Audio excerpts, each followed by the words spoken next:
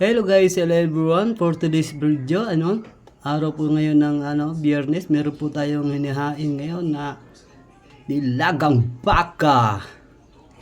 Ayan guys, oh. Ooh. For today's video, meron na naman tayo ngayong nilagang laman ng baka. Ooh.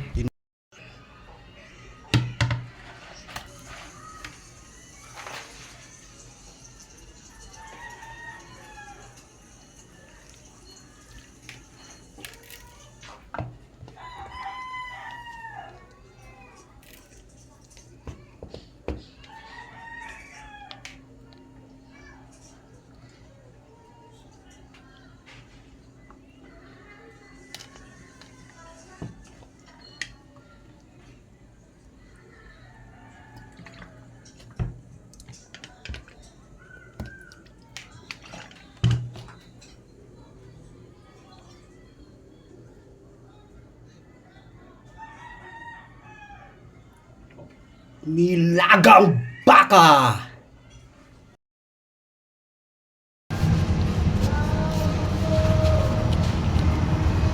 Guys, oh, ito nga po pala yung aking puhunan kanina. Yung puhunan ko kanina, namalingki ako, ay 1 to 1, 2 3 4, 5, 6, 7 8, 9 10, 11, 12, 13, 14, 15, 16, 17 500 pa lang yung tubo ko. 500 pa lang. Pero marami pa akong paninda. Yun yung pinakatubo ko. Marami pa akong kanin. Eh guys, pag nagbi-business ka ng pares, maliit lang yung puhunan mo. Sa una pa lang yan. Ay, ang puhunan ko 1 to. Ito 1.9. May 700 na ako. Tapos may natitira pa doon. Mamaya pa ako magsasara. Kailangan ipapaubos ko yan. Pag naubos yan, magiging 1.9 pa yan. Kaya kung gusto nyo magpares, ihandaan nyo na yung sarili nyo sa pagod at puyat. Pero pag tumubo naman kayo, paldo. Lahat ng utang nyo,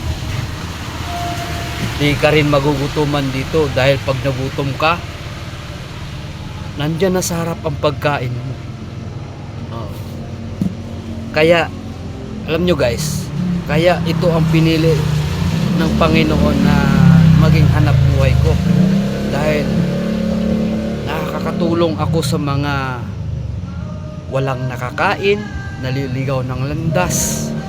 Kaya ang Diyos sinadya na ito yung gagawin kong hanap buhay, para ito yung way na yung mga walang kakayanang bumili ng pagkain, yung mga naliligaw ng landas,